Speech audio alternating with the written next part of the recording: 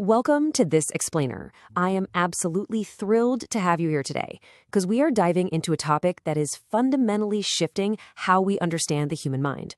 For the longest time, we've thought of mental health challenges, things like depression or trauma, as purely software issues, patterns of thought that just needed to be reprogrammed. But what if they're actually hardware failures? And even better, what if we recently found a way to literally regrow that hardware? Well, today we are exploring the absolutely fascinating science of psilocybin and neurogenesis.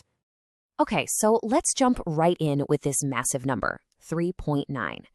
For decades, the absolute unquestioned consensus in neuroscience was that adult brains simply cannot grow new neurons. You had the brain cells you were born with, and, well, that was pretty much it. But then, researchers watched one specific compound grow 3.9 times more newborn neurons right in the memory and emotion centers of the brain. It's wild. Let's look at exactly how this old dogma was completely shattered. Section 1. The dogma that collapsed. To really appreciate this new science, we have to understand the incredibly rigid beliefs that held neuroscience back for years. Up until the 1990s, the standard dogma, which was fiercely guarded by some very stubborn scientists, I might add, was that the brain you had at age 25 was structurally as good as it was ever going to get.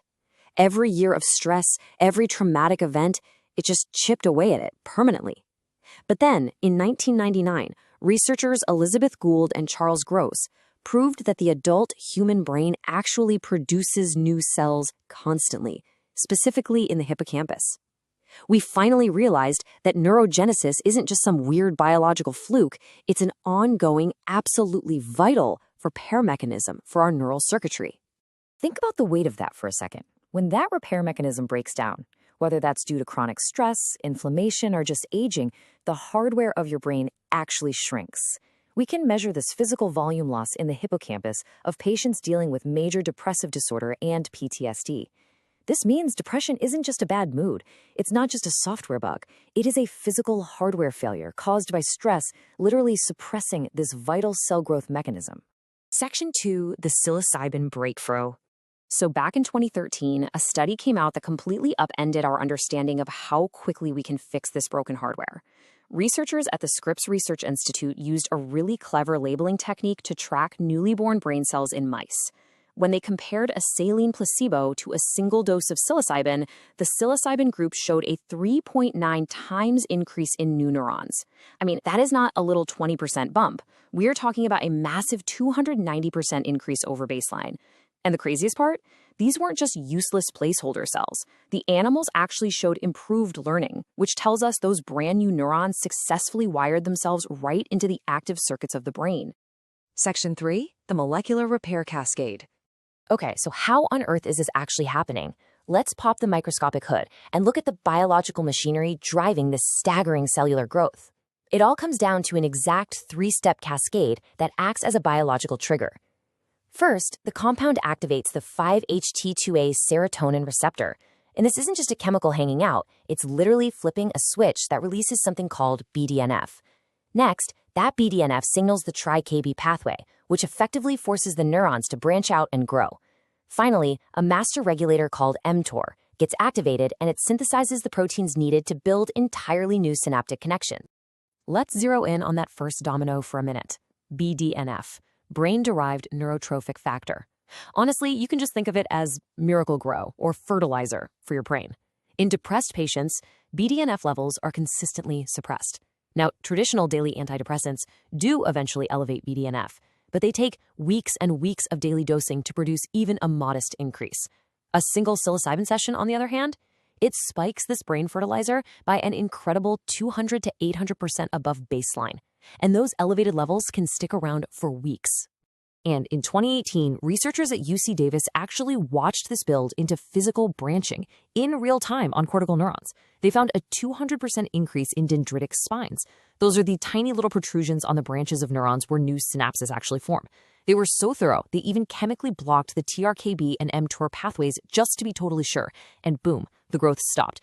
This proved conclusively that this specific biological pathway is exactly what drives the structural repair. Because of this staggering data, researcher David Olson actually coined an entirely new pharmacological category, psychoplastogens. These are compounds that promote structural brain plasticity incredibly rapidly. We're talking hours to days, not weeks, from just a single dose. What's so revolutionary here is the total reframing of how the therapy works. The lasting therapeutic effect isn't just the subjective psychological experience the patient has. The actual therapeutic effect is the literal structural rewiring of the brain's hardware. Section 4. Fixing the depressed brain. Let's connect this microscopic cell growth to the very real macroscopic human experience. As we talked about, chronic stress literally shrinks the brain. In animal models, chronic stress predictably drops new cell counts by about 30 to 50%. But when researchers introduced psilocybin to stressed subjects, it didn't just return their brains to a normal baseline. It created what's called a stress recovery overshoot. The new neuron counts actually exceeded the numbers found in non-stressed healthy controls. It's kind of like repairing a broken bone and having it heal thicker and stronger than it was before the break. But you might be wondering, why do these new physical cells matter for your mood? Well, have you ever felt completely stuck in a negative thought loop?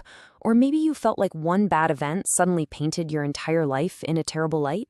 There is a biological reason why that happens, and it's called pattern separation failure. Without enough new neurons in the hippocampus, your brain simply loses the ability to distinguish between similar memories. So a specific trauma collapses into a global fear response, and a single negative narrative just generalizes across your entire life. This three-step process shows us exactly how we fix it. When those new adult-born neurons form, they serve as the brain's pattern separators. They allow the hippocampus to finally compartmentalize and update those rigid beliefs based on new experiences. If you trace the path from a new cell forming to improved pattern separation, it leads directly to the patient breaking free. This is the exact biological mechanism behind one of the most common outcomes reported in these treatments, a sudden, profound ability to see your life and your problems from a genuinely new, flexible perspective. Section 5. The window of plasticity. Now, growing the hardware is really only half the battle. The biological timeline reveals a fascinating but strictly time-limited window where the brain is incredibly malleable. Within 24 hours of exposure, those new dendritic spines are forming. But look at what happens at the 72-hour mark. Those spines will either stabilize and become permanent, or they will retract and disappear entirely based on the environmental input the brain receives. It is a literal use it or lose it scenario, occurring right while those BDNF fertilizer levels are massively elevated. And this right here is why clinical integration is absolutely essential. The therapy, the conversations, the environment you're in during the days immediately following the session, that is what dictates which of those new neural connections survive. The structural growth provides this open window where the brain's usually rigid beliefs are temporarily relaxed. The talk therapy during this critical integration period is how you permanently write the new, healthy software onto your freshly upgraded hardware.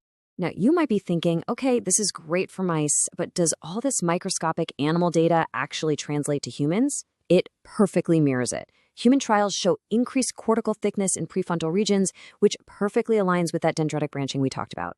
We see increased brain entropy, meaning a much wider diversity of active neural circuits. And most importantly, the magnitude of that BDNF brain fertilizer spike correlates directly with a reduction in the patient's anxiety and depression scores. We are seeing rapid, sustained results from single sessions that simply cannot be matched by months of popping daily SSRI pills. Which leaves us with this massive, really provocative question to ponder. If a single dose of a psychoplastogen can rapidly spike BDNF, regrow neurons in the hippocampus, and literally rewire the physical hardware of the mind to break us out of depressed thought loops, are we entering the end of the daily pill era? The science we've explored today strongly suggests that the future of mental health might not be about managing symptoms every single day, but about fundamentally repairing the brain's architecture once. Thank you so much for joining me for this explainer. I really hope diving into the structure helped illuminate this incredible shift in neuroscience. Keep questioning, keep learning, and I'll see you next time.